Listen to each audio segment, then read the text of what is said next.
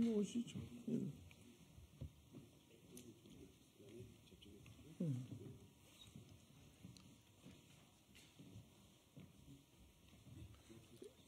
예, 안녕하십니까.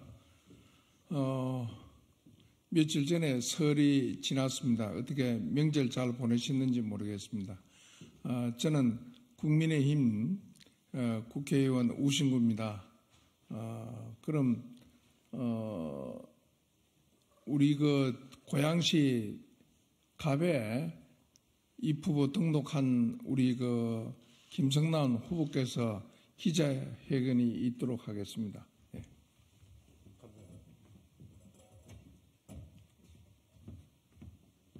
안녕하십니까. 김성남입니다.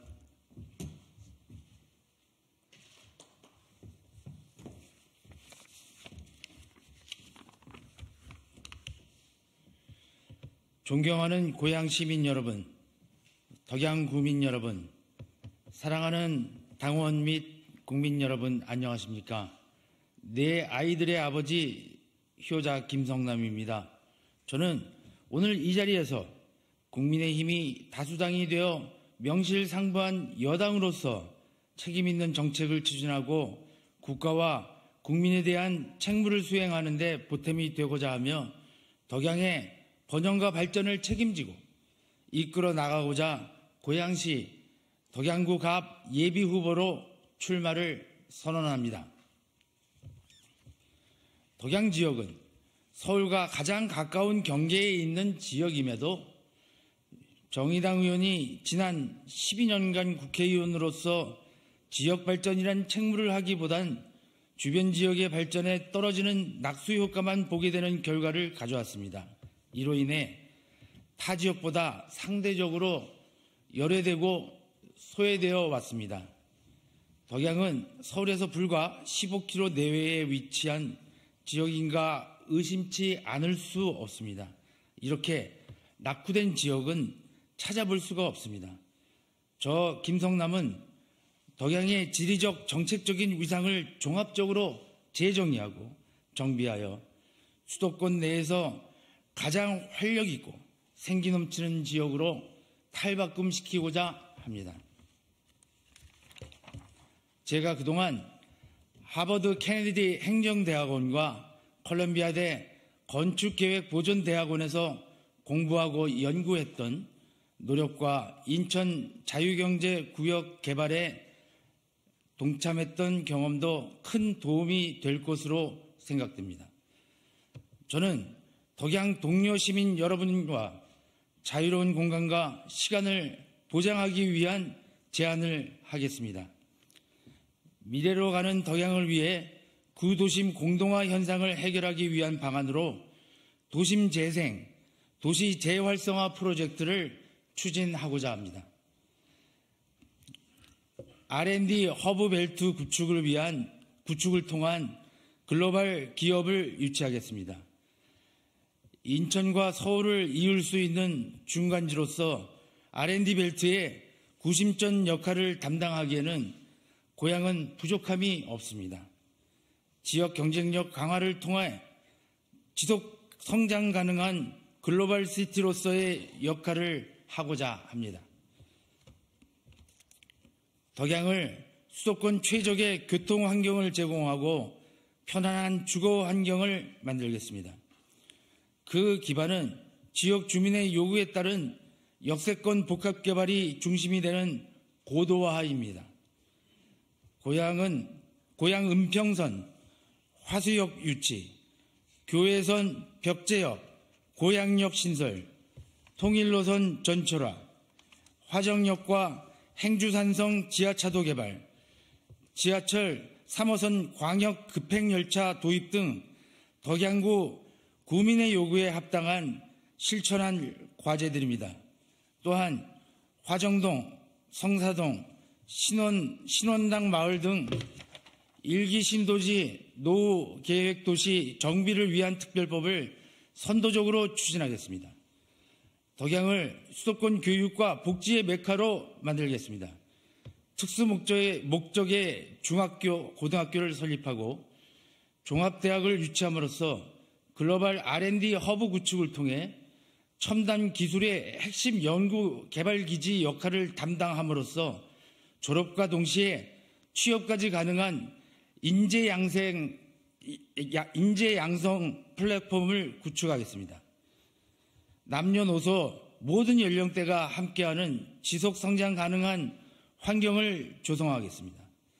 아동들의 건강을 위한 24시 아동 전문 병원을 설립하고 시니어와 반려동물이 함께하는 다기능 반려 통합센터를 설립하여 함께하는 삶이 공유되는 도시로 거듭나게 하겠습니다. 존경하는 덕양 동료 시민 여러분, 당원 동지 여러분, 저 김성남은 NGO 활동가이자 경제 성장을 도모할 수 있는 도심 재생, 도시 재활성화 전문가입니다. 2016년부터 현재까지 305개 직능 경제인 단체 총연합회 수석 부회장 및 정책위원장을 맡아 자영업자와 중소상공인들이 경제활동 불이익 해소를 위해 쉬지 않고 노력해왔습니다. 자영업자를 위한 소규모 영세 카드 가맹점 수수료 인하 운동을 꾸준히 추진해왔고 2018년과 2021년 카드 수수료 추가 인하를 이끌어냈습니다. 또한 골목상권 활성화를 위해 대형 마트와의 상생협력, 대형마트 주중 휴무제 실시도 추진하고 있습니다. 사회적 약자에 대한 공감해법을 더 정확하고 꼼꼼하게 만들어내겠습니다. 늘 사회적 약자를 보호하고 편이 되는 동행과 공감의 정치를 앞장서 펼치겠습니다. 이러한 선제적 조치를 통해 빈부의 격차를 해소하고 중산층을 확대함으로써 사회주의 이념이 스며들지 않도록 하여 자유민주주의와 시장경제를 공고히 하고 우리 당이 명실상부하게 선도하는 당으로서 나라를 이끌 수 있는 기반을 마련하고자 합니다. 저 김성남은 동료 시민 여러분과 함께 다시 한번 아침과 저녁이 있는 삶을 반드시 실현시켜 드리겠습니다. 그 누구와도 싸워 이길 수 있는 본선 경쟁력이 확실한 반드시 승리하는 김성남입니다. 수도의 핵심 덕양, 경제가 사는 고향을 통해 보답드리겠습니다. 감사합니다. 2024년 2월 13일 고양시 앞 국민의힘 예비후보 김성남. 감사합니다.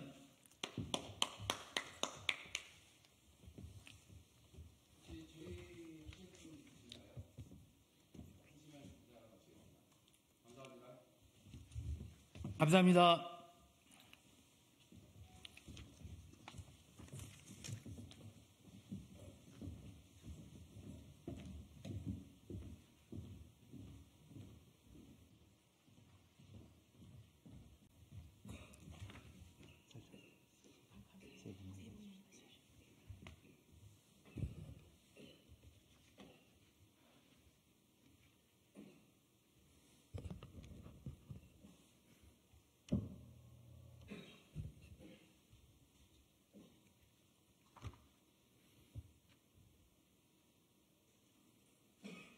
네, 안녕하십니까. 더불어민주당 원내대변인 광주 동구남구가 국회의원 윤영덕입니다.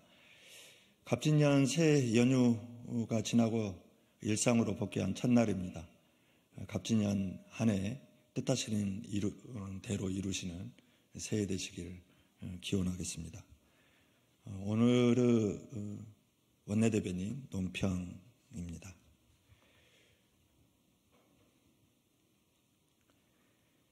대기업은 세금 깎아주고 직장인들 유리지갑만 터는 것이 윤석열 정부의 공정입니까? 지난해 기업으로부터 거둬들인 법인세 등은 감소한 반면 근로자들이 낸 근로소득세는 늘어나 전체 세수 중에서 차지하는 비중이 10년 새 최대로 나타났습니다. 법인세, 양도소득세, 부가가치세, 교통, 에너지, 환경세 등의 수입이 감소하며 지난해 56조의 세수 펑크를 냈지만 근로소득세는 오히려 늘어나는 것입니다. 한마디로 대기업 초부자 감세로 인한 세수 펑크를 직장인들의 유리지갑으로 메우고 있다는 것입니다. 대기업과 초부자들에게는 각종 세금을 감면해주면서 직장인들을 윤석열 정부의 봉으로 여기고 있는 것이 아닌지 강한 의문이 듭니다.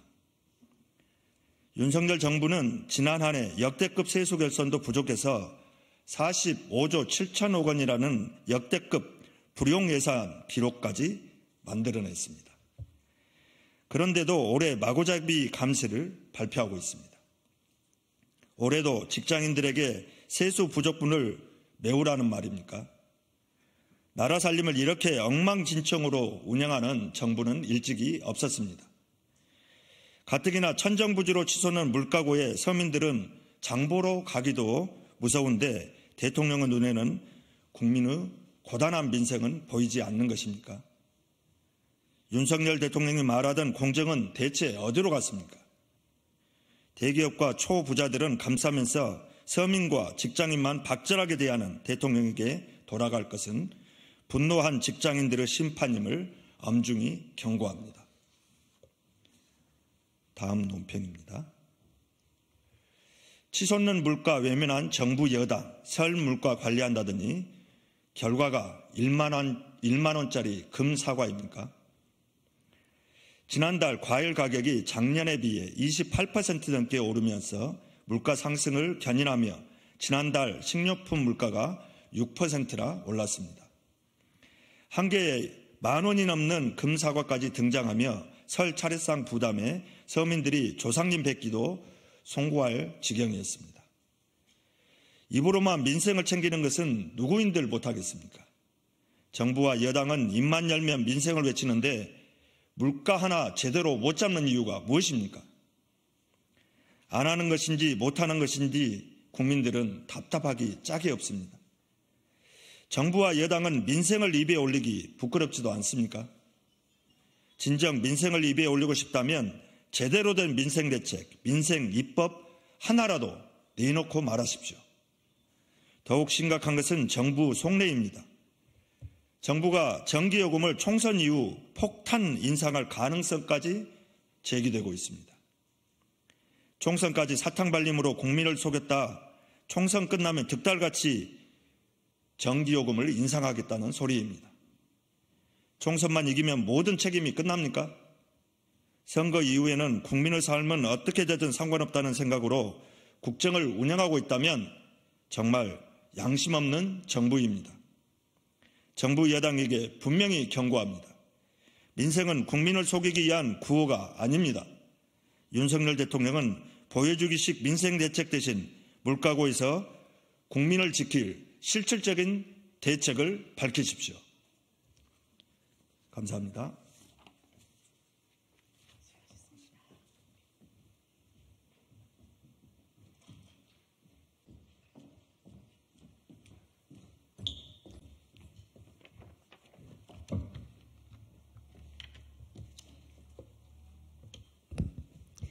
예, 안녕하십니까.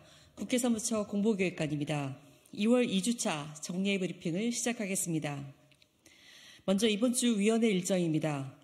법제사법위원회는 목요일 2월 15일 오전 10시 박성재 법무부 장관 후보자 인사청문회를 실시할 예정입니다. 이번 주 의원실 정책 세미나는 모두 3건입니다.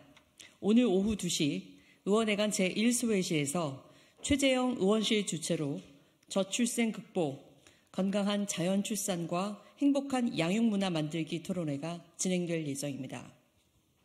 또 내일 오후 2시 의원회관 제9 간담회실에서는 강민정 의원실 주최로 늘봄학교 이대로 괜찮은가 토론회가 진행될 예정입니다.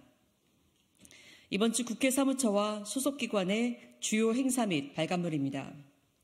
24년도 2월 하반기 국회 문화공간 조섭기획전이 목요일부터 약 2주간 의원회관 1층 아트갤러리에서 열립니다.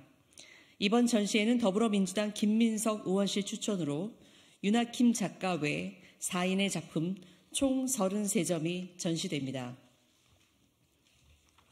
예산정책처는 내일 오전 10시 의정관 417호에서 2024년 건설업, 주요 이슈 및 전망 관련 전문가 간담회를 실시할 예정입니다. 법제실은 목요일 2월 15일 오후 2시 의원회관 412호에서 2024년 중점 연구과제 국방 역량 강화 관련해서 전문가 간담회를 개최할 예정입니다. 다음은 지난주 접수 의안입니다.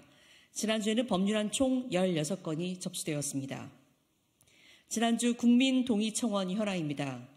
지난주 새롭게 공개된 청원은 투자 사기, 피해 구제에 관한 청원 등 총 9건으로 지난주 새로 공개된 청원을 포함해서 현재 동의 진행 중인 청원은 총 52건입니다. 기타 자세한 사항은 이메일을 참고해 주시기 바랍니다. 이상으로 이번 주 정리의 브리핑을 마칩니다. 감사합니다.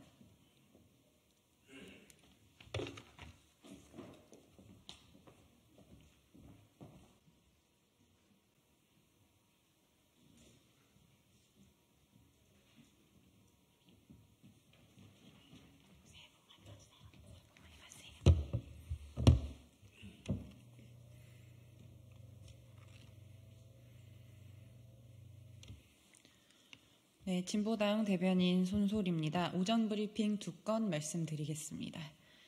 첫 번째입니다. 의협, 이기적 집단 행동 말고 공공의료 강화 위해 나서 주십시오. 의사수 절대 부족 사회라는 시대적 과제를 뛰어넘기 위해 의대 정원 확대는 필수적인 정책입니다. 공공의료 강화를 위한 첫 번째 단계로서 건강과 안전을 지키기 위해 의대 정원 확대 정책은 흔들림 없이 시행돼야 합니다. 그런데 대한의사협회에서는 의대 정원 확대에 반발하며 집단 행동을 하겠다는 으름장을 놓고 있습니다. 15일에 총궐기 대회를 열겠다 예고했습니다. 대한의사협회 2020년 코로나 시기에도 강행한 이기적 집단 행동을 반복해선 안 됩니다. 생명을 살리는 의사로서의 책임을 자각하길 바랍니다. 필수 지역 의료 문제 해결을 위해 한뜻으로 지혜를 모아야 할 때입니다.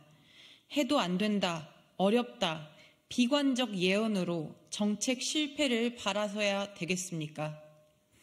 대한의사협회뿐 아니라 모든 의사들, 간호사 등 보건의료계열 종사자께도 함께 호소드립니다. 의료가 단지 산업이나 돈벌이 수단이 되지 않도록, 의대가 가장 출세하는 입시 전략이 되지 않도록, 그래서 의료의 공공성이 강화되도록 함께 나서 주십시오. 지금 정책을 실행해야 20년 후 미래를 담보할 수 있습니다.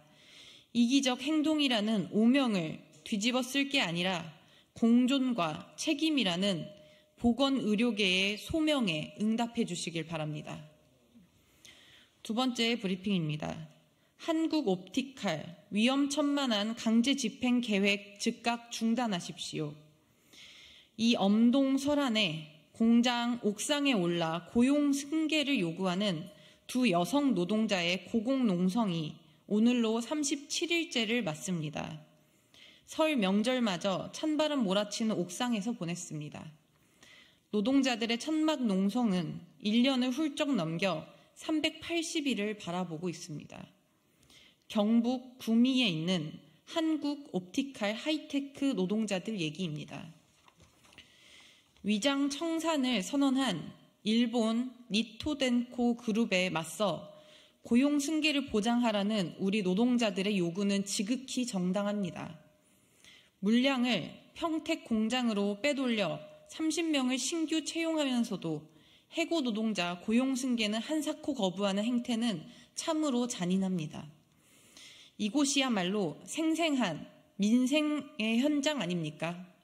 입만 열면 민생을 부르짖는 윤석열 대통령과 한동훈 국민의힘 비대위원장은 자신들의 말에 대한 조각 진심이라도 담겨 있다면 지금 당장 구미로 달려가야 합니다. 그러나 거꾸로 당국은 오는 16일 강제 집행을 예고하고 나섰습니다.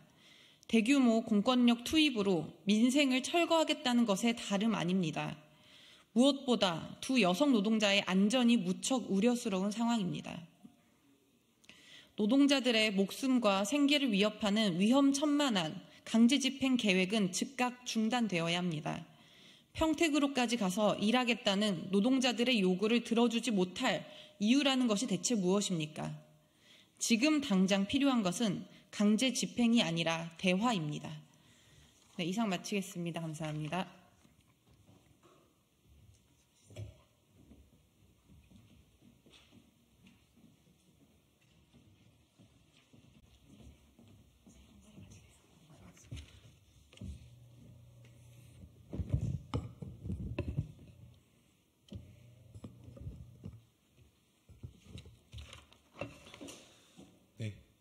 진보당 부대변인 박태훈입니다. 오전 브리핑 2건 진행하겠습니다. 현대제철 집단 중독 사망재해 또다시 위험의 외주화입니다. 지난 6일 현대제철 인천공장에서 가스 중독으로 90년생 노동자 1명이 사망했고 6명이 중상을 입었습니다.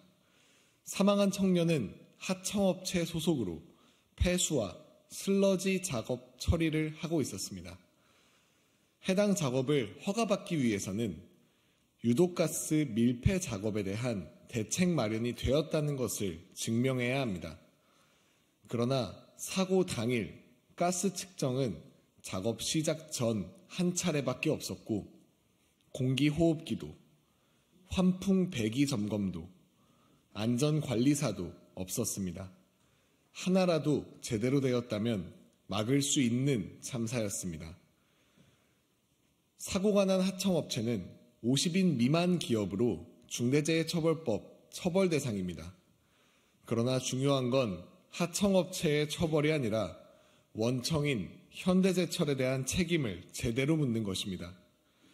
중대재해처벌법의 목적은 대기업 사업장의 하청업체에서 벌어지는 산업재해, 즉 위험의 외주화를 막는 것이기 때문입니다. 같은 공장에서 사고 며칠 전 화재 폭발 사고로 시설이 전소되기도 하였습니다. 현대제철의 안전불감증이 하청 노동자를 죽음으로 돌아왔습니다. 노동부와 중부지방고용노동청은 지금이라도 현대제철에 대한 특별 근로감독과 안전보건진단 명령, 도급업체 승인 과정에 대한 조사를 실시해야 합니다. 두 번째 브리핑입니다. 국민안전 지키는 소방관과 특수진화대, 국가가 지켜야 합니다. 소방관이 위험하면 국민도 위험하다는 소방 현장의 목소리를 외면한 결과 문경 화재에서 또다시 소중한 생명들을 잃었습니다. 2020년 문재인 정부에서 소방공무원을 국가공무원으로 전환한 이후에도 여전히 지휘권과 예산권이 지자체에 남아 있습니다. 열악한 소방 현장 인력, 예산 부족 문제는 전혀 풀리지 않았고 위험직무 공무원을 위한 별도의 제도 마련도 부족합니다. 무늬만 국가직이라는 지적이 계속되어 왔는데 지금까지 방치되어 온 것입니다. 심지어 윤석열 정부는 소방안전교부세에 소방사업 지원 비율을 축소해 안 그래도 열악한 소방 현장에 대한 최소한의 지원마저 삭감했습니다.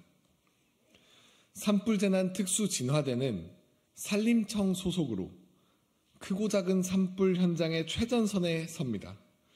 이들은 대부분 무기계약직이거나 기간제 계약직으로 초과근무 수당도 2022년에야 처음 생겼습니다. 월 4만 원의 위험수당 요구는 2년째 거절되고 있습니다. 윤석열 대통령은 대선 후보 시절 울진 산불 현장과 당선 이후 밀양 산불 현장을 찾지 않아서 무리를 빚었는데 특수진화대의 최소한의 요구조차 외면하고 있는 것입니다. 기후위기로 대형 산불의 위협이 증가하고 있는데 소방관과 특수진화대의 처우 개선은 더디기만 합니다. 안전을 지키는 사람들을 지키는 게 국가의 역할이라는 것을 잊어서는 안 됩니다. 네, 이상 마치겠습니다. 감사합니다.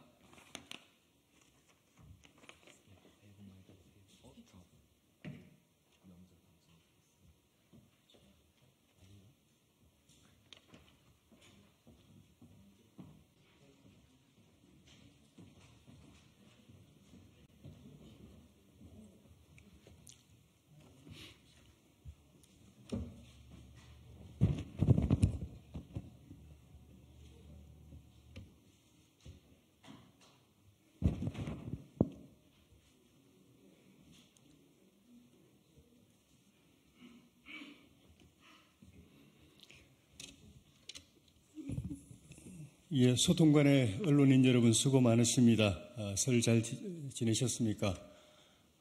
제가 이번 총선에 임하는 입장을 언론인 여러분 앞에서 공표하기 위해서 소통관 여기에 섰습니다. 먼저 제가 준비한 회견문을 낭독하겠습니다.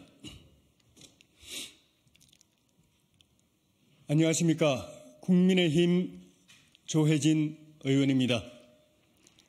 저는 이번 총선에서 경남 김해시을 선거구의 국회의원직에 도전합니다. 당이 제가 김해을에 출마해서 현역 민주당 국회의원을 물리치고 의원직을 확보할 것을 희망했고, 저는 숙고 끝에 그렇게 하기로 결정했습니다. 22대 총선은 대한민국의 생사가 걸린 선거입니다. 민주당이 다시 한번 과반 의석을 차지하거나 원내 일당이 되면 자유민주 대한민국은 명을 다하게 될 것입니다. 민주당은 반쯤 무너진 헌정체제와 자유민주주의, 입헌주의, 법치주의를 완전히 붕괴시킬 것입니다. 선거에 이기는 순간 민주당과 반정부, 반체제 세력은 박근혜 탄핵에 이어서 윤석열 정부를 향해 탄핵 시즌2에 돌입하게 될 것입니다. 정부를 끌어내리고 다시 집권하게 되면 이재명 민주당 정권은 자유민주 대한민국의 정통성을 말살하고 정체성을 근원적으로 변질시킬 것입니다. 80년 영광의 대한민국을 관속에 묻고 다시는 일어나지 못하도록 대못을 칠 것입니다.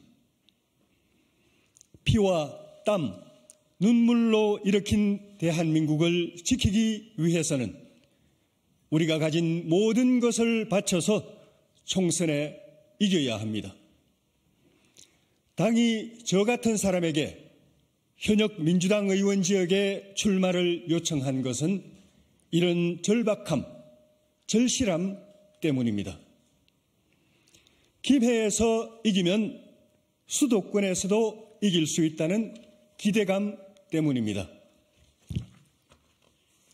낙동강 전선에서 이기면 인천 상륙도 가능하고 서울 수복도 이루어질 거라는 희망 때문입니다. 제가 만 가지 고민을 젖혀놓고 당의 요청을 받아들인 것은 이 대의에 공감하기 때문입니다. 이 여망이 제가 가진 모든 것을 바칠 만한 가치이기 때문입니다. 이 가치는 저를 삼선 중진 만들어 놓고 떠나보내야 하는 밀양, 의령, 함안, 창녕의 당원과 주민들이나 저의 출마를 놓고 번민하는 김해의 당원 시민들이나 모두 똑같이 고민하는 대의입니다. 김해을에서 저는 사력을 다할 것입니다. 죄도 남지 않게 저를 태울 것입니다. 반드시 승리해서 김해의 승리가 전국의 승리가 되게 하겠습니다. 이번 선거가 나라를 구한 선거가 되게 하겠습니다. 김해 시민 여러분께는 삶의 질을 높이고 명품 도시 공동체를 만들어서 보답하겠습니다. 집권 여당 4선 중진의 힘으로 시민의 오랜 수건을 신속하게 해결해서 은혜를 갚겠습니다. 김해가 구국의 성지가 되게 하겠습니다. 발전하는 도시, 앞서가는 도시의 모범이 되게 하겠습니다. 혼신을 다하여 승리를 이뤄내고 나라와 당과 지역에 보답하겠습니다. 감사합니다.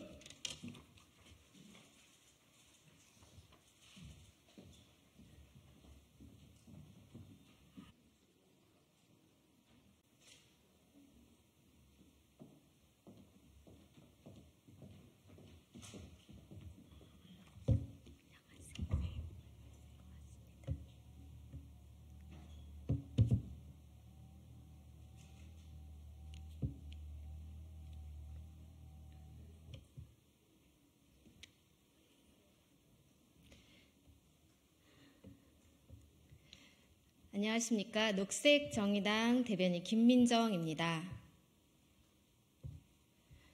브리핑 시작하도록 하겠습니다. 한동훈 비대위원장님, 운동권 청산이 아니라 거부권 청산이야말로 시대정신입니다.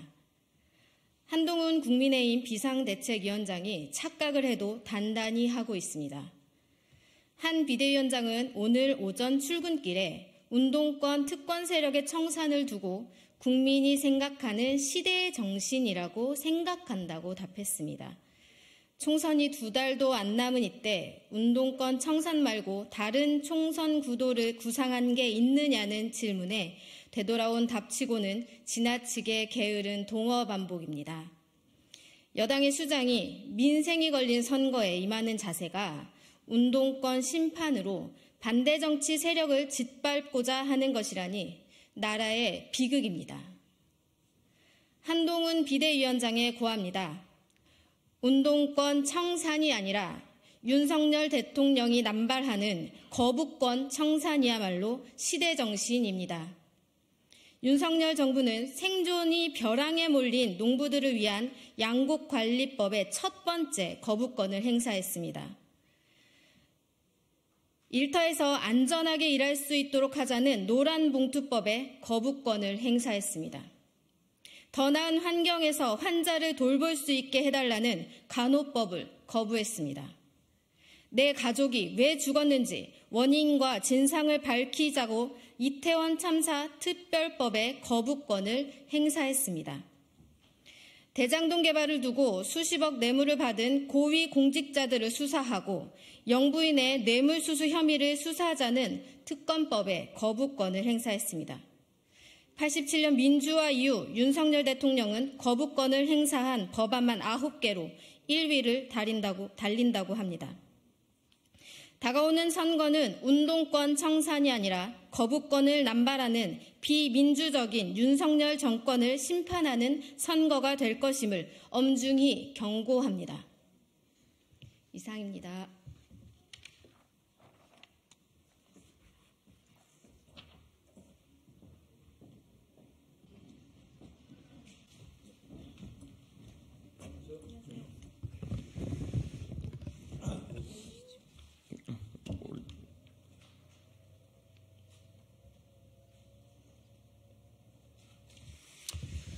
예, 오늘 저 개혁신당 대표 이준석은 저희 개혁신당으로 수도권 지역에 출마하는 두 분의 출마자를 소개합니다.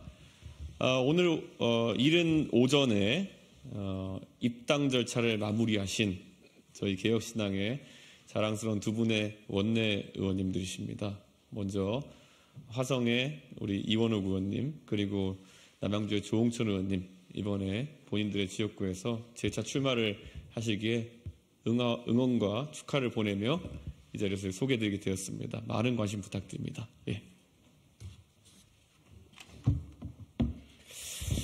네, 먼저 출마 선언문을 낭독하도록 하겠습니다.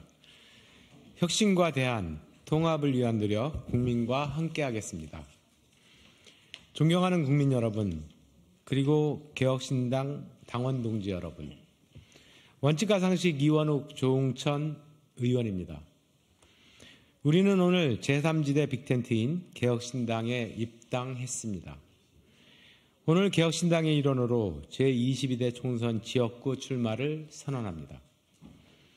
지난 11월 16일 우리는 민주당 내에서 동료 의원들과 함께 원칙과 상식을 출범시켰습니다. 당내 패권주의 대신 정당 민주주의를, 내로남불과 온종주의 대신 도덕성과 윤리의식을, 팬덤 정치 대신 당신과 민심의 조화를 갈구했습니다. 도덕성과 민주주의, 비전 정치 세 가지를 제시하고 당 지도부의 혁신을 요구했지만 그 노력은 실패했습니다. 불과 3개월 전입니다. 1월 10일 민주당을 탈당하고 14일 미래대연합 창당준비위원회를 출범시켰습니다. 이후 한 달의 과정은 양당 기득권 정치를 타파하기 위해 제3지대를 통합하기 위한 분투의 과정이었습니다. 대통령이 국정을 잘못 수행하고 있다고 믿는 국민이 60%를 넘나드는데 민주당 지지율은 고작 30% 초중반에 갇혀 있고 바로 대통령과 민주당에 대해 모두 비판적인 그리고 거대 양당 모두를 심판해야 한다는 국민이 25%대를 꾸준히 기록하고 있습니다. 윤석열 정권을 심판해야 한다는 국민들. 하지만 그 심판의 도구로서 민주당을 신뢰할 수 없는 수많은 국민들이 제3지대를 갈망하고 있다고 확신합니다. 김건희 여사는 몰카 공작의 피해자라고 강변하는 대통령. 대통령을 어찌하지 못해 전정긍긍하는 여당. 대통령과 여당을 싸잡아 비판해도 경기도 법카 유용 의혹 때문에 함께 욕먹는 민주당. 정치 주역들이 이토록 못난 모습에도 불구하고 차악을 선택할 것을 강요당하는 국민들은 양당의 30% 지지율을 보내고는 스스로 좌절하고 계십니다. 자기 눈에 대들 뻔은 보지 못하고 남의 눈에 티끌만 탓하며 상대를 심판해야 한다고 목청 높이는 양당의 적대적 공생관계 속에 서로를 악마화하는 정치 현실을 깨지 않으면 우리 정치는 한 발도 앞으로 나갈 수 없고 우리나라가 직면한 병리적 현상도 해결할 방법이 없다고 확신하였습니다. 저희들은 제3지대로 나왔습니다. 제3지대가 하나로 뭉쳐서 유권자들에게 확실한 선택지가 될 수 있어야 양당의 30% 지지율을 위협할 수 있다 믿었기에 빅텐트 외에는 방법이 없다고 믿었습니다. 국민들께서도 이번 총선이 심판을 넘어 미래를 만들어가는 선거가 되길, 새로운 선택지를 통해 양당 정치에 분명한 민심의 경고를 보내는 선거가 되길, 그래서 총선을 통해 정치 권력에 뿌리는 양당이 아니라 국민에게 있음을 분명히 보여주길 원했습니다. 하지만 사분오열된 제3지대 정당들은 통합하라, 혁신하라, 그리고 나아가라고 저희들에게 명령하셨습니다. 마침내 지난 2월 9일 통합신당 합당 발표로 우리 두 의원에게 주어진 첫 번째 과제를 마무리했습니다. 제3지대가 개혁신당의 이름으로 하나가 됐습니다.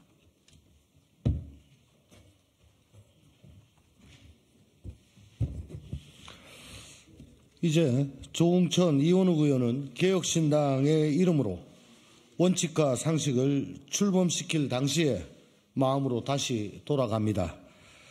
우리는 민주적인 정당이 곧 국민을 위한 정당임을 믿습니다.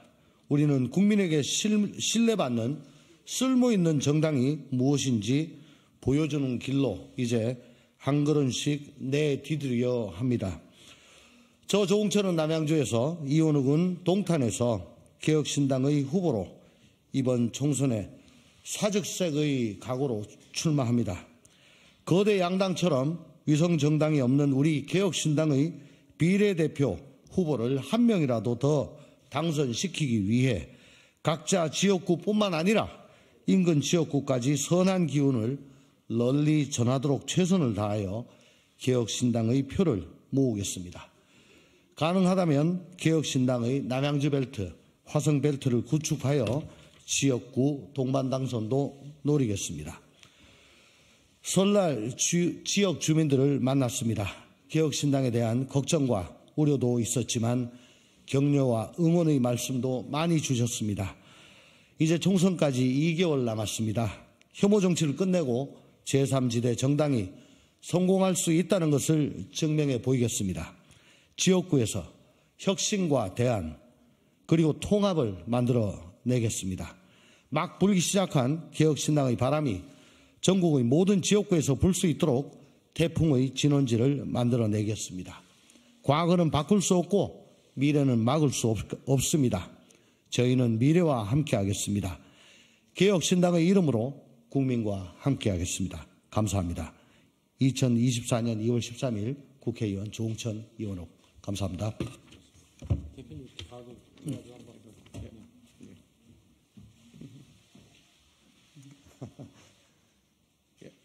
예. 화이팅 하겠습니다. 감사합니다. 많이 응원해 주십시오.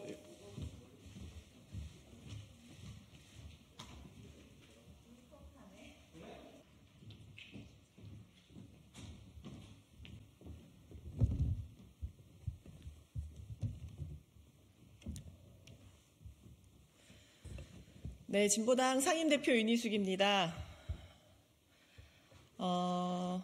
국민 여러분께 그리고 언론인 여러분 앞에서 오늘 진보당의 입장을 말씀드리도록 하겠습니다. 진보당은 오늘 오전 선대본부장단 회의를 통해 반윤석열 민주진보연합에 참여할 것을 결정했습니다. 진보당은 올해 총선에서 윤석열 정권의 거부권 통치 종식을 국민들께 약속드렸습니다. 윤석열 정권을 압도적으로 심판하지 않는다면 노동자 서민이 감내해야 할 고통이 너무나 큽니다. 진보당이 민주진보연합에 나서는 가장 큰 이유입니다. 진보당의 입장을 말씀드리도록 하겠습니다. 민주진보개혁 대연합을 실현하여 윤석열 정권을 압도적으로 심판하겠습니다. 22대 총선은 윤석열 정권을 심판하고 새로운 대한민국을 만드는 선거입니다. 검찰 독재 윤석열 정권의 폭정, 폭주, 퇴행을 반드시 막아야 합니다. 미완의 촛불혁명을 완성하고 새로운 대한민국을 만들어야 합니다. 이것이 22대 총선을 앞둔 대한민국 정치의 최우선의 과제입니다. 위기에 빠진 대한민국을 살리기 위해서는 연합정치가 절실합니다. 야권 분열과 각자 도생은 필패이며 야권 단결과 연합정치는 필승입니다. 진보당은 이미 윤석열 정권 심판을 위한 야권 총단결을 주장해왔습니다. 더불어민주당이 숙고 끝에 준연동형에 기초한 연합정치를 선언했습니다. 이제 진보당은 민주진보개혁 대연합 실현에 적극 나서겠습니다. 민주진보개혁 대연합은 무도한 정권에 맞서 국민의 압도적 승리를 이루기 위함입니다. 가치와 비전, 정책연합을 실현하여 국민들께 진보의 가치가 살아있는 22대 국회를 약속드리겠습니다. 비례와 지역구까지 통큰 연합을 실현하여 국민 여러분께 승리의 전망을 보여드리겠습니다. 정권 심판을 바라지만 아직 지지 세력을 결정하지 못한 국민들의 마음까지 하나로 모아내겠습니다. 진보당은 22대 총선 승리의 절실한 마음으로 민주진보개혁 대연합 실현의 기본 원칙과 방향을 다음과 같이 밝힙니다. 먼저 가치연대, 정책연합을 실현해야 합니다. 민주진보개혁연합은 국민에게 희망을 드리는 정책연합을 실현해야 합니다. 위기의 대한민국을 구할 가치와 비전, 정책을 국민에게 약속하고 과감하게 추진해야 합니다. 첫째, 민주진보개혁의 연합은 거부권 폭주, 제동연대가 되어야 합니다. 윤석열 정권이 이태원 참사 특별법마저 거부권을 행사했습니다. 국민의 생명과 안전에 관한 법안, 민생법안, 특검법까지 모조리 거부했습니다. 그래서 22대 국회의 첫 번째 입법 과제는 윤석열 정권이 거부권을 행사한 법안을 모두 다시 되살리는 것입니다. 둘째로는 새로운 대한민국 제7공화국을 위한 개헌연대가 되어야 합니다. 개헌을 했다면 검찰 독재 윤석열 정권의 등장은 없었을 것입니다. 다시는 이런 무도한 정권이 등장하지 않도록 대통령 결선 투표제를 도입해야 합니다. 노동, 농민 등 기본권을 강화하고 토지공 개념을 도입하고 주거, 교육, 의료, 돌봄 등의 민생 관련한 국가 책임을 높이고 지방 분권과 생태를 포함한 시대에 맞는 헌법으로 개정해야 합니다. 미완의 촛불혁명을 완성하고 민주, 민생, 평등, 평화, 생태의 새로운 대한민국 제7공화국 시대를 열어가야 합니다. 이에 더해 불평등과 저출생 고령화, 지방소멸, 기후위기, 전쟁 위기를 극복하기 위한 정책 과제도 합의해야 합니다. 민주진보 개혁연합은 복합위기에 빠진 한국 사회 최대 과제를 해결하는 희망연대가 되어야 합니다. 비례연합은 국민의힘의 위성정당과는 뚜렷이 구별되어야 합니다. 특정 정당의 위성정당이 아니라 민주진보 개혁 대연합의 성격이 분명히 드러나야 합니다. 비례연합 정당은 선거연합에 참여하는 정당과 시민사회 대표들이 주권자인 국민에게 책임있게 약속하고 선포하는 방식으로 추진해야 합니다. 비례연합 정당의 구성과 운영은 선거연합에 참여하는 정당들의 수평적이고 호혜적인 연대로 실현되어야 합니다. 비례대표 선거만이 아니라 반드시 지역구에서도 승리해야 합니다. 지역구에서 1대1로 윤석열 정권과 맞서 싸울 수 있도록 연합해야 합니다. 일부가 아니라 전국적 연합으로 윤석열 정권을 압도적으로 심판해야 합니다. 전국에서 민주진보개혁연합의 후보가 윤석열 정권 심판 민심을 하나로 모으는 대표 주자가 될 수 있도록 만듭시다. 국민적 지지로 야권이 압도적으로 승리하여 거부권 폭주에 제동을 걸고 개헌으로 나아갑시다. 이 연합의 과정이 혐오와 갈라치기의 낡은 정치를 청산하고 진보와 민주가 경쟁하는 정치 교체의 과정이 되기를 바랍니다. 진보당은 반드시 민주진보개혁의 대연합을 완성하여 윤석열 정권을 압도적으로 심판하기 위해 모든 노력을 다하겠습니다. 고맙습니다.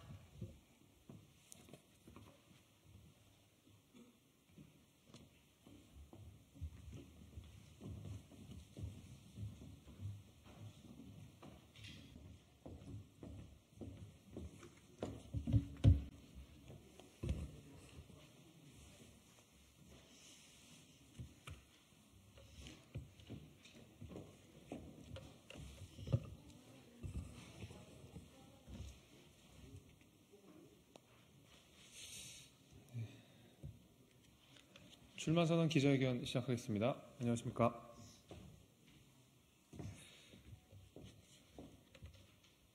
존경하는 국민 여러분, 그리고 사랑하는 도봉구민 여러분, 안녕하십니까. 잘 키운 도봉의 맏아들 김재섭입니다. 저는 오늘 우리 도봉구와 대한민국의 미래를 위해 헌신하고자 서울 도봉구갑에서 제22대 국회의원 선거에 출마할 것을 선언합니다. 지난 30년간 도봉구에 총 7번의 국회의원 선거가 있었습니다. 거기서 우리 도봉갑 지역은 무려 6번이나 민주당 후보가 당선됐습니다. 그 기간 동안 구청장, 시의원, 구의원도 민주당 일색이었습니다. 도봉구는 그야말로 민주당의 봉건 영토였습니다. 민주당의 국회의원, 구청장, 시의원 모두가 도봉 주민 위해서 군림하는 동안 우리 도봉구는 어땠습니까? 결과물은 그야말로 참담합니다. 우리 도봉은 지난 30년 동안 발전하지 못했습니다. 아니, 오히려 후퇴했다는 말이 더 맞겠습니다. 도봉이 발전할 수 있었던 중차대한 시기에 민주당 정치인들, 당신들은 도대체 어디에 있었습니까? 우리 도봉구의 재정 자립도는 서울 최하위 수준이며 1인당 GRDP는 서울 꼴찌입니다. 젊은 세대는 점점 사라져 서울에서 최초로 폐교한 고등학교도 생겼습니다. 재건축, 재개발 방치도 심각합니다. 도봉구에는 재개발이 되지 않아 여전히 차가 진입하지 못해 리어카로 이사해야 하는 동네가 있습니다. 당연히 구급차나 소방차도 진입하기 어려워 주민들의 생명도 위협받고 있는 상황입니다. 도봉구에는 재건축이 필요한 낡은 아파트도 너무나 많습니다. 배관 동파는 기본이고 주차난도 심각하며 아이들의 안전이나 여성의 치안 문제도 지적되고 있습니다. 재건축, 재개발을 마냥 방치했던 민주당의 무책임과 무능으로 도봉구 주민들의 주거 안전은 위협받고 있으며 쾌적한 주거 환경도 남일처럼 들립니다. 교통난은 더욱 심각합니다. 도봉구 갑 지역은 지하철역의 수가 오직 3개뿐으로 서울에서 가장 적습니다. 그나마 있는 지하철 노선인 1, 4호선은 전부 경기도로 노선을 내어주면서 아침 출근 지하철은 매일매일이 지옥철이 됩니다. 출근 시간 창동역에서 출발하는 8대의 1호선 창동역 착발 열차도 소리소문 없이 사라졌습니다. 우리 도봉구민들이 정말 잘 애용하던 열차였습니다. 새벽 5시부터 동부간선도로는 꽉꽉 막혀 있고 퇴근길도 주차장입니다. GTX C 노선도 민주당 정부에서 지상화될 뻔한 걸 겨우 지하화로 돌려냈습니다. 그뿐 아닙니다. 도봉구에는 산업도 일자리도 턱없이 부족합니다. 도봉에 남아있는 유일한 산업은 1970년대 도심 제조업으로 자리 잡은 양말 산업이 전부입니다. 국내 양말 생산량의 약 40%를 담당하고 있지만 산업을 제대로 육성하지 않아서 도봉 주민의 미래 먹거리가 되지 못하고 있습니다. 저는 도봉갑 국회의원 후보로서도 도봉에 사는 한 가장으로서도 이렇게 무책임하고 무능한 민주당 정치인들을 용서할 수 없습니다. 존경하는 도봉구민 여러분, 저 김재섭은 도봉구 쌍문동에서 학창 시절을 보냈고 결혼을 해서 창동에 거주하고 있습니다. 부모님은 쌍문동, 일가 친척은 창동에 살고 있습니다. 이제 2달 뒤면 제 딸이 태어나 새로운 도봉 주민이 됩니다. 그래서 저는 그 누구보다 절박합니다. 내 가족이 살아야 하는, 내가 살아왔던 나의 고향 도봉구를 반드시 바꿔내고 싶습니다. 저 김재섭은 도봉구를 절대로 내버려두지 않겠습니다. 한시도 안주하지 않겠습니다. 그래서 다음 3가지 큰 약속을 드리도록 하겠습니다. 먼저 도봉구를 서울 동북권 교통중심지로 만들겠다는 약속을 드립니다. 저 김재섭이 민주당 때문에 지상화될 뻔했던 GTX C노선 도봉 구간을 행정기관과 적극 소통하여 지하화로 되돌린 일을 여러분께서는 알고 계시리라 생각합니다. 이제 남은 일은 창동역 복합환승센터 신설과 GTX C 노선 조기 착공, 그리고 SRT와 KTX를 창동역까지 연장 추진하는 일입니다. 제22대 국회에서 제 모든 역량을 총동원하여 교통혁신의 길을 열고 도봉구가 서울 동북권 교통중심지로 거듭날 수 있도록 하겠습니다. 도봉구의 일자리 혁신도 이뤄내겠습니다. 창동역 복합환승센터가 신설되면 GTX C 지하로부터 시작되는 지하 공간을 적극 활용해야 합니다. 창동역 동측부터 서울 아레나까지 이르는 대규모 공간을 확장해 대중음악 산업이 들어올 수 있는 물리적 공간을 마련하고자 합니다. 패션, 악기, 교육 등 대중음악과 관련된 산업들을 연계해서 대중음악 클러스터를 구축하겠습니다. 이미 K컬처가 전 세계를 호령하고 있다는 사실은 누구나 알고 있는 사실입니다. 누구나 가고 싶은 대형 공연장이 도봉에 들어서고 이를 통해 향유할 수 있는 관련 컨텐츠가 도봉을 수놓는다면 재정 자립도를 획기적으로 강화하는 일을 물론 다양한 기업들의 참여를 촉진시켜 일자리 혁신으로 이루어질 것입니다. 어르신들과 아이들을 위한 안전한 주거 공간과 편안한 여가 공간도 마련하겠습니다. 국민체육진흥공단 비상임 이사직을 수행하면서 얻었던 경험과 실력을 바탕으로 저는 이 건강 관련된 문제, 그다음에 체육시설과 관련된 문제에 누구보다 자신 있는 정치인이라고 자부할 수 있습니다. 낙후된 기존 공원들과 체육시설들을 정비해서 안전하고 쾌적한 환경을 조성하도록 하겠습니다. 재건축, 재개발 문제도 반드시 해결하겠습니다. 30년 넘은 아파트 재건축과 지지부진한 지역군의 재개발의 속도를 가속화해서 산적한 주거 문제를 해결하도록 하겠습니다. 바꿔야 합니다. 바꿀 수 있다고 믿어야만 합니다. 존경하는 국민 여러분, 도봉구민 여러분, 우리 도봉구는 더 이상 민주당의 봉건 용토가 아닙니다. 도봉구민 여러분, 사람을 바꿔야 도봉이 바뀝니다. 정말로 일할 사람, 도봉이 키운 사람, 진짜 도봉의 아들 김재섭이 일할 수 있도록 기회를 주십시오.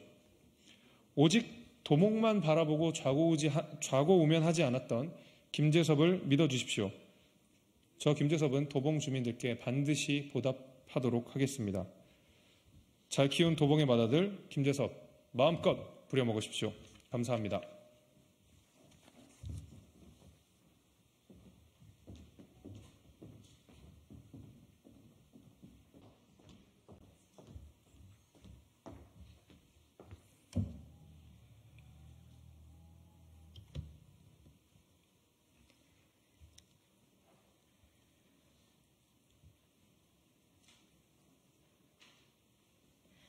안녕하십니까. 새진보연합 대변인 신지혜입니다. 이준석 대표의 라디오 방송 발언 관련 브리핑하도록 하겠습니다. 이준석 대표, 무지는 자랑이 아닙니다. 개혁신당 이준석 대표 주특기가 또 나왔습니다. 잘못된 정보로 호도하며 상대를 깎아내리기 바쁜 건 말입니다. 이준석 대표가 어제 라디오 방송에서 용해인 의원이 지난 4년 동안 기본소득당 내에서 무슨 정책을 냈는지 모르겠다며 기본소득이 안 팔리니 자신과 윤석열이라고 말했습니다. 용해인 의원이 많은 국민의 지지를 받고 있다는 것을 알아주는 것은 참 고마운 일이나 용해인 의원의 지난 4년간의 의정활동을 깎아내리며 유권자에게 잘못된 정보를 말하는 것은 책임 있는 정치가 아닙니다. 기본소득당이 선거연합신당으로서 새진보연합으로 당명을 개정하기 전에도 용해인 의원의 의정활동은 기본소득 실현이라는 목표에 큰 방점을 두었습니다. 코로나 위기에 비용과 시간만 드는 의미 없는 선별 대신 사각지대를 줄이고 국민통합의 힘으로 위기를 벗어날 전국민 재난지원금을 꾸준히 제안했습니다. 탄소 배출량을 현저히 줄여 기후위기를 극복하면서도 저소득층의 역진성을 방지하는 대안으로 탄소세 기본소득 법안을, 부동산 불평등을 해소하면서 상승한 부동산 가치를 모든 국민이 누릴 수 있는 토지세 기본소득 법안을 발의한 바 있습니다. 기본소득당 창당 뒤 매 선거에서 다양한 기본소득 모델을 국민께 제안하며 기본소득 지지를 넓혀 나가는 일을 소홀히 한 적이 없습니다. 최근에는 재생에너지 중심의 에너지 혁신과 디지털 전환을 위해 국가가 대대적으로 투자하고 미래 산업 성장의 수익을 국민 배당하는 방안 역시 기본소득 실현 모델로 제시하며 국민을 설득하고 있습니다. 용해인 의원은 기본소득 실현을 위한 다양한 의정활동뿐만 아니라 소속된 상임위원회에서 국회의원답게 일 잘하는 모습으로 국민의 지지를 차곡차곡 높여왔습니다. 국정기조에 문제가 많은 대통령과 국민 갈라치기 하는 이준석 대표에 대한 비판만으로 국민의 지지를 얻었다는 착각은 자의식 과잉에 불과합니다. 이준석 대표는 정강정책 1호의 기본소득이 담긴 국민의힘 전직 대표이면서 윤석열 대통령과 힘겨루기 하느라 정당에서 내세운 약속을 지키기 위해 어떤 것도 하지 않았던 본인의 성찰하시기 바랍니다. 무엇보다 지지자들의 정체성 혼란만 가중하고 있는 개혁신당이 거대 양당 비판하는 것 외에 어떤 비전이 있는지부터 밝히십시오. 새진보연합은 민주진보 진영의 큰 승리를 위해 소중한 당명을 잠깐 내려놓았지만 기본소득 실현을 위한 담대한 연합정치를 이어갈 것을 국민께 다시 한번 약속드립니다. 이상입니다.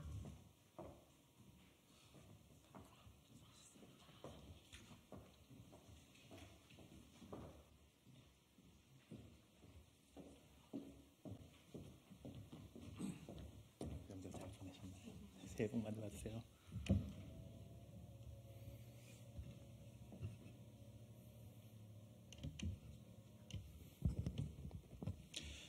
네, 진행해도 될까요?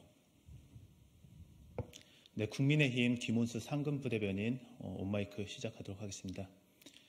유죄 판결을 받은 조국 전 장관은 이미 총선 출마의 자격을 상실한 것이나 마찬가지입니다.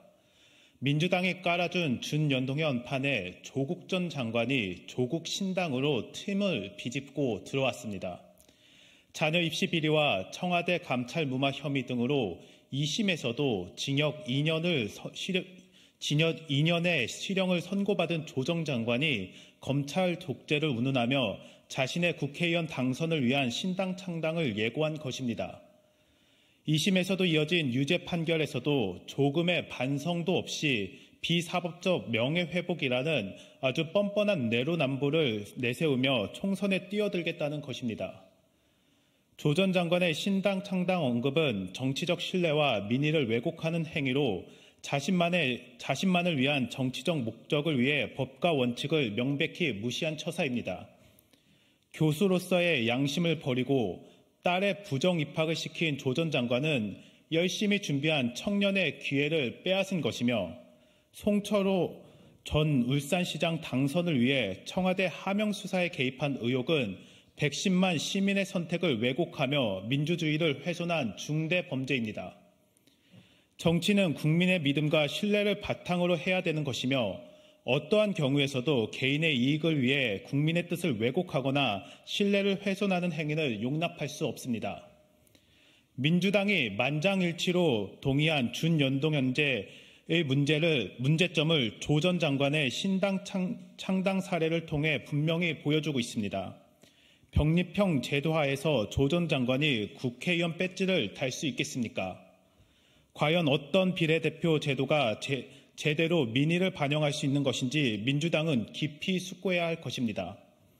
유죄 판결을 받은 조 전 장관은 이미 총선 출마의 자격을 상실한 것이나 마찬가지입니다.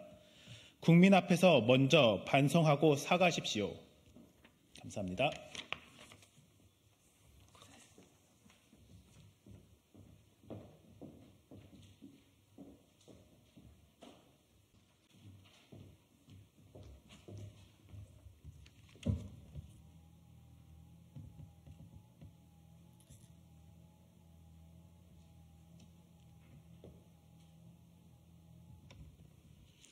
네, 안녕하십니까. 녹색정의당 대변인 김민정입니다.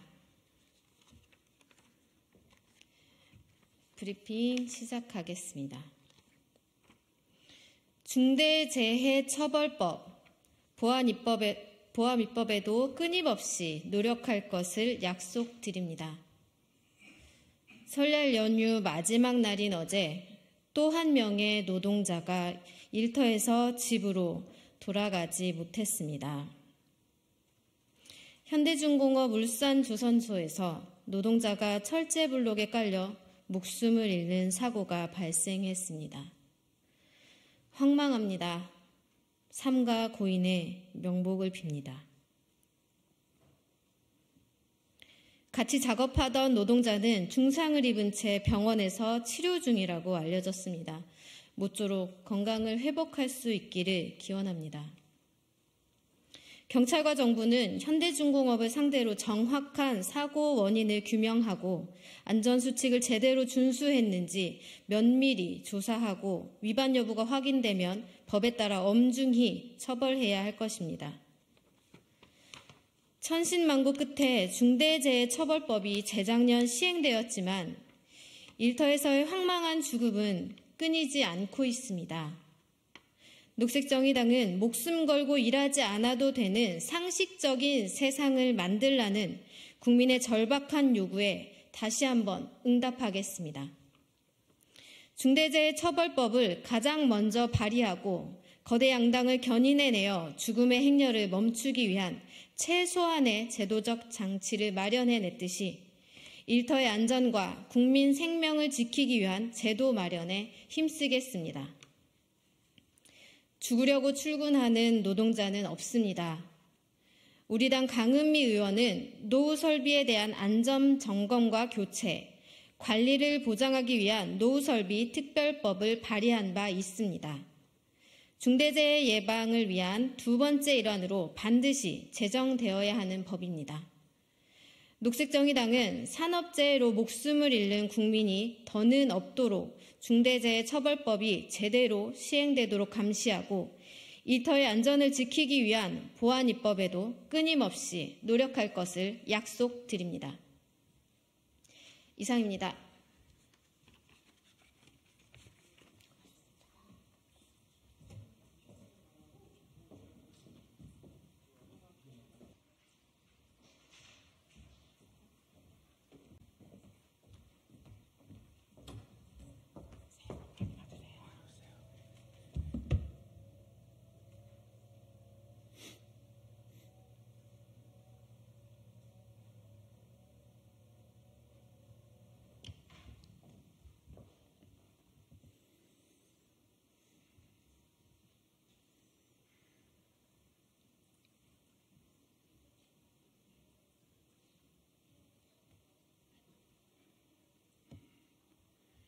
국민의힘 대변인 윤희석입니다.